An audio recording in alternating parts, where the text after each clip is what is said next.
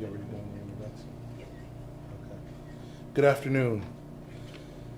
Let me begin by offering my deepest condolences and sympathy to the Plush family. This is an extremely tragic incident, and we want to convey that our thoughts and prayers go out to their family during this time. What I'd like to do is provide you with a timeline as we know it, as what occurred on Tuesday afternoon and into the evening. I have several slides that I'd like to share with you. First slide indicating the parking lot of Seven Hills School. What we know at this point, on Tuesday, April 10th, at about 3:14 p.m., a 911 call taker in our emergency communications section received a call from a subject stating that they were stuck inside a van outside in the Seven Hills parking lot.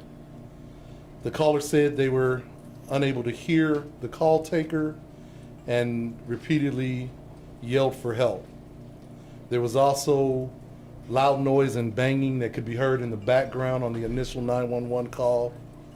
And since the caller indicated that they were unable to hear the call taker, they were unable to respond to any of the questions asked by the call taker, and consequently there was no exchange in dialogue between the call taker and the individual we now know as Kyle Plush.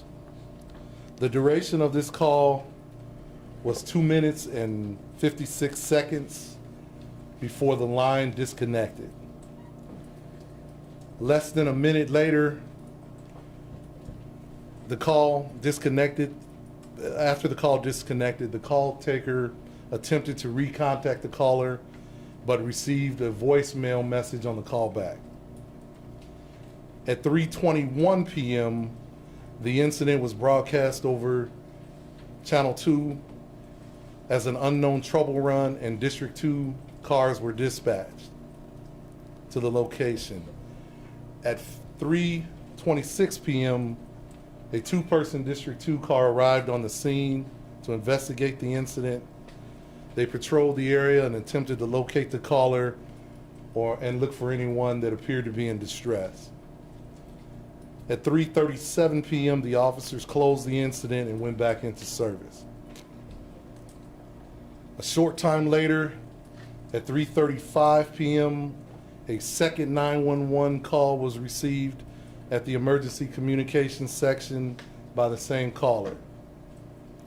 A different call taker answered this call, and during this call, the caller again stated that he was unable to hear the call taker and he was trapped in his vehicle.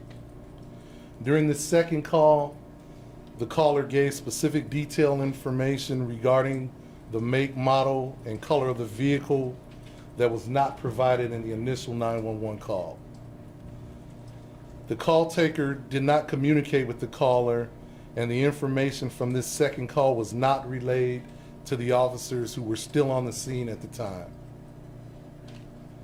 We also know that at 3:44 p.m., after the Cincinnati police officers cleared the scene, a Hamilton County Sheriff's deputy was working a traffic detail at the school and called the emergency communications center. The deputy indicated that Cincinnati officers who responded to the scene earlier told him they were looking for a caller who was trapped in a van. The deputy told the call taker he checked a van in the parking lot, but he did not find anything.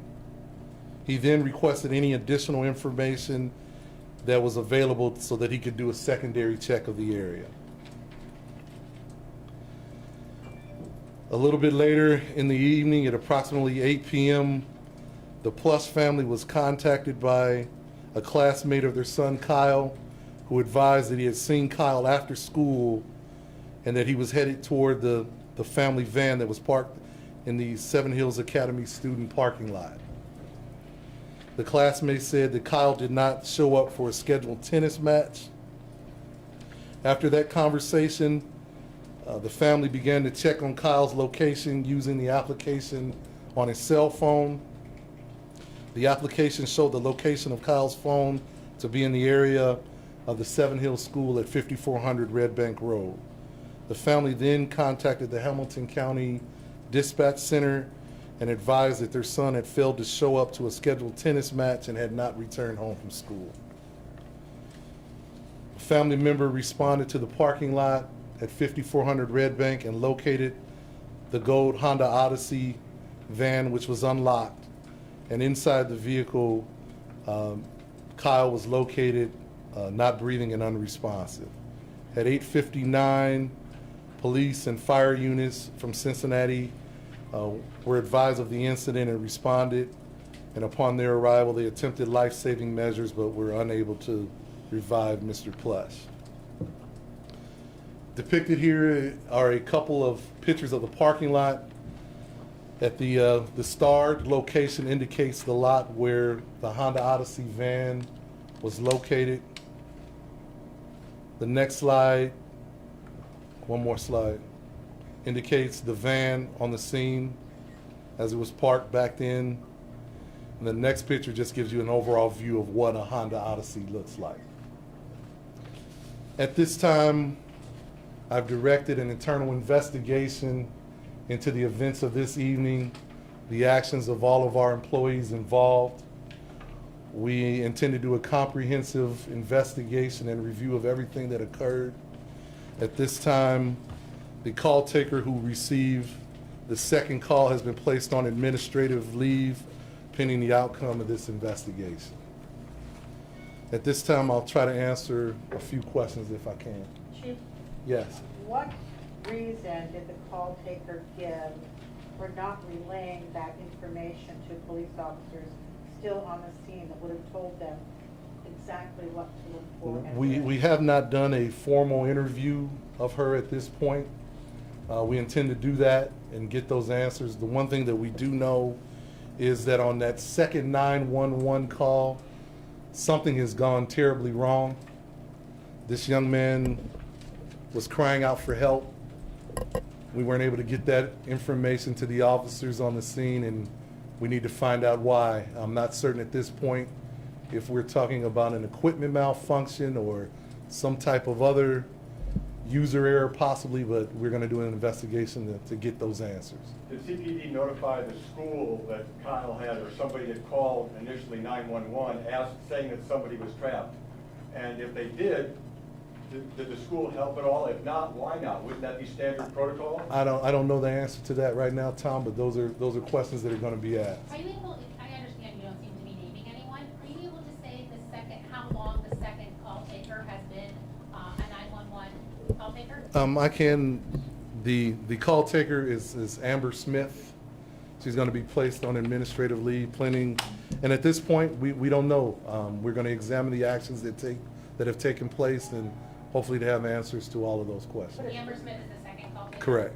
What's that tone that we hear on that, and does that have anything to do with why they were... Apparently there was some trouble on the line.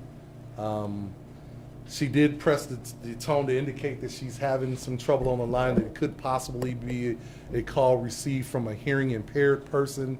But again, those are things that have been conveyed preliminarily. We want to get some formal answers as to what occurred. The CAD report showed that at 3:16, the first call came in from Kyle, and when it was responded to, it was 4 minutes and 34 seconds later.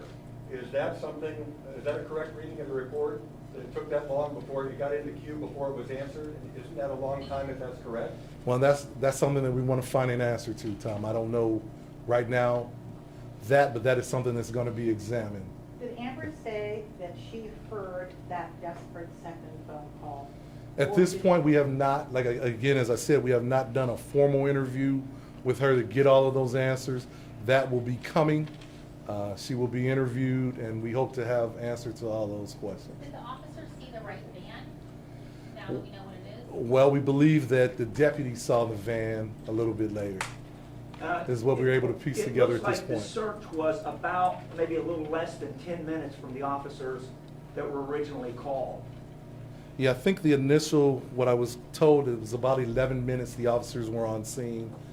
There were, as you can see from that first, if you can see, there were multiple lots that were checked. If you go to the first slide where the star is, you can see 1, 2, 3, 5 lots that are associated in proximity to the school. So, but those are questions that we're going to ask as well. It seems We like it wanna- would take we- longer than that. We want to be able to get a comprehensive view of what actually took place.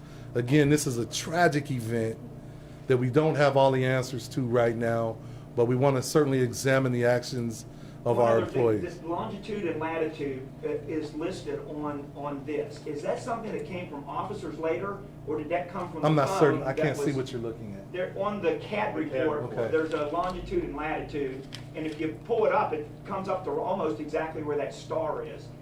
Is that something that came from the caller's phone, or is that something that officers designated and was added to the report later? That I'm not certain of. I don't know the answer to at this point. Chief, I have But that's one something we can question. certainly, One last that is question. something we can certainly get the answer to. One last question. What I understand is that the communications section has done what they call a phase 2, where they do a triangulation of the phone, and from what I understand, it was in the proximity of this 5400 address. So how that all plays in, we certainly want the answer to that, and we'll be Got getting the it. last Okay. question. Chief, he did everything that parents tell their kids to do if you're in a desperate situation. To parents who might be saying, are my kids safe? You made that desperate call, someone didn't hear him or did hear him and ignored it. What do you want to say to parents today about what happened to Kyle? You know, this was a horrific tragedy. What I say is that we share in their heartbreak around this.